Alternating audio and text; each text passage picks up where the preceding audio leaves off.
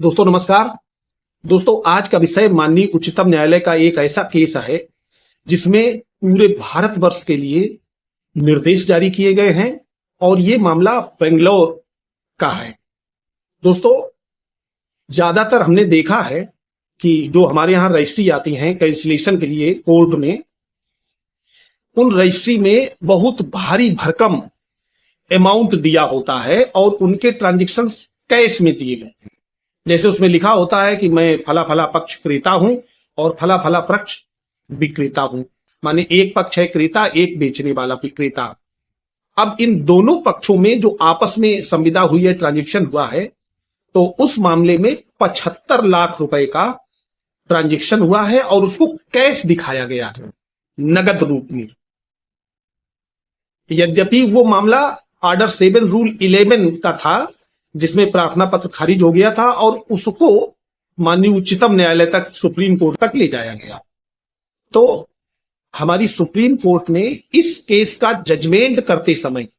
एक ऐसी बात कही है जो बहुत महत्वपूर्ण है और भविष्य में लोगों को बिल्कुल सही रास्ता दिखाने वाली है। तो जब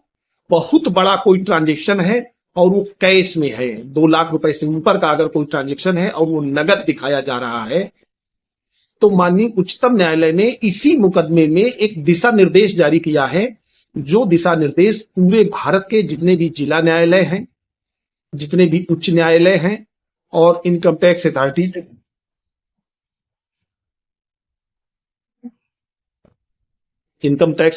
हैं, उनको डायरेक्शन दिया गया है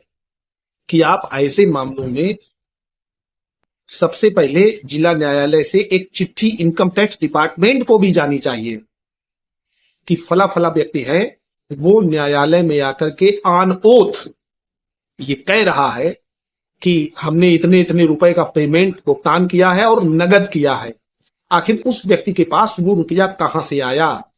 क्या वो रुपया ब्लैक मनी है? क्योंकि ब्लैक मनी को रोकने के लिए हमारे इनकम टैक्स एक्ट में 269 एक धारा बनाई गई है। उस 269 का वायलेशन हो रहा है, तो उसमें इनकम टैक्स के ऑफिसर्स को यह सूचना कोर्ट द्वारा भेजी जानी चाहिए। अब दोस्तों इसमें बहुत सावधान होने की जरूरत है, क्योंकि ये जो मामला है इसका मैं डिस्क्रिप्शन में लिंक दे देता हूं ताकि आप लोग पढ़ सकें। इस मामले में एक अनरजिस्टर्ड सेल डीड है, माने वो रजिस्टर नहीं हुई है, तो उस पर तो अलग विधि है। चूंकि रजिस्ट्रेशन एक्ट जो है वो बना हुआ है कि कोई भी डॉक्यूमेंट जिसमें कोई संपत्ति का अंतरण हो रहा है, ट्रांसफर हो रही है प्रॉपर्टी, उसका रजिस्टर होना बहुत मस्ट है, आवश्यक है। ये एक ईयर है, उससे बाद में नियम लागू हुआ, उससे पहले नहीं मस्ट था। उससे पहले था कि 100 रुपए से नीचे की अगर कोई संपत्ति है तो वो रजिस्टर होना आवश्यक नहीं है, जिस संबंध में हमने एक वीडियो पहले ही बनाया था, उसका भी लिंक मैं इस वीडियो के डिस्क्रिप्शन बॉक्स में दे देता हूं। तो दोस्तों जब भी कोई ऐसा मामला आता है, हमारे अधिवक्तागण हैं या आप सभी आम लोग हैं जो कोर्ट में जाते हैं और आपका विरोधी कोई बहुत बड़ी एक सेल डीड दिखाता है और ये कहता है कि ये सेल डीड हमने इतने लाख रुपए में खरीदी थी, कराई थी और इसमें इतना रुपया हमने नगद दिया था, वो नगद की सीमा जो है वो 2 लाख रुपए से ऊपर दिखा रहा है, तो ऐसी स्थिति में आप यही रूलिंग लगा करके न्यायालय में एक प्रार्थना पत्र अवश्य दें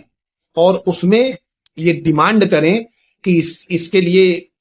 इनकम टैक्स ऑफिसर्स को सूचित किया जाए और इससे ये पूछा जाए, इससे जानकारी ली जाए कि इतना रुपया नगद इस व्यक्ति के पास कहां से आया, इसका सोर्स ऑफ इनकम क्या है,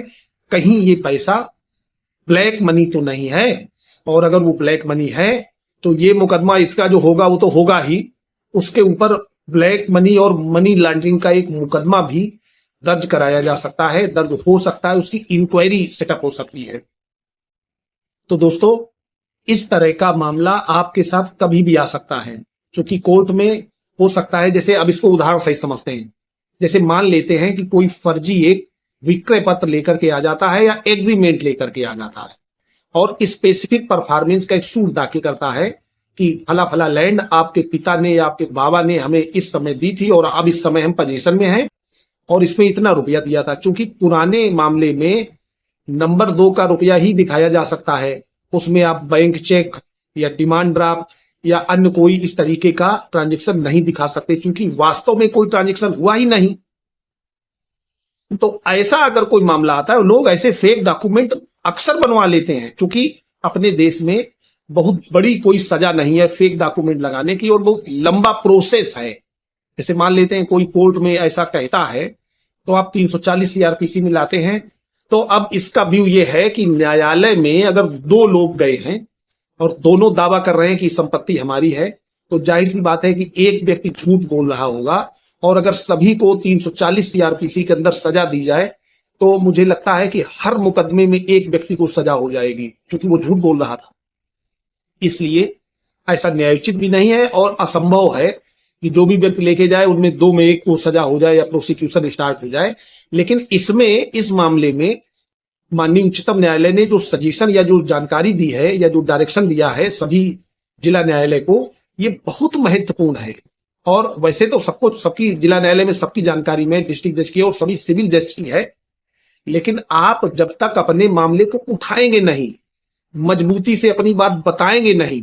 तब तक कोर्ट की बात समझ में नहीं आएगी, ना ही आपकी कोई बात मानेगा। क्योंकि कोर्ट के संज्ञान में जब तक कोई बात नहीं आती है, ऑटोमेटिकली संज्ञान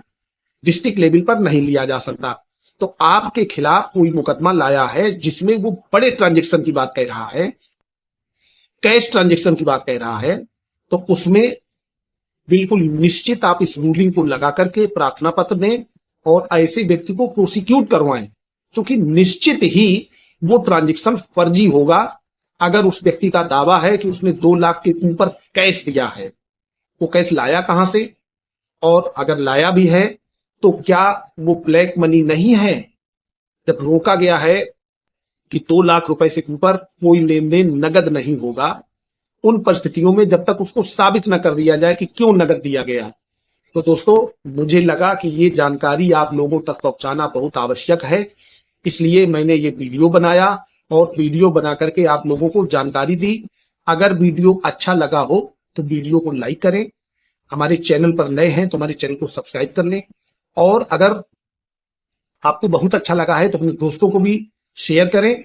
और अगर आप हमसे संपर्क करना चाहते हैं तो कॉल मी फॉर ऐप पर हमारे हर वीडियो के डिस्क्रिप्शन में एक आईडी दी हुई है, उस पर आप बात कर सकते हैं। 50 रुपए पर मिनट उसका चार्ज मैं लेता हूं, और ये आप ही लोगों के लिए है, क्योंकि मैं अंदर से, मेरे अंदर इतनी एनर्जी आती रहे कि मैं आप लोगों के लिए अच्छी अच्छी सूचनाओं का वीडियो बना करके डालता रहूं, ताकि आपको उसका लाभ मिलता रहे। धन्यवाद।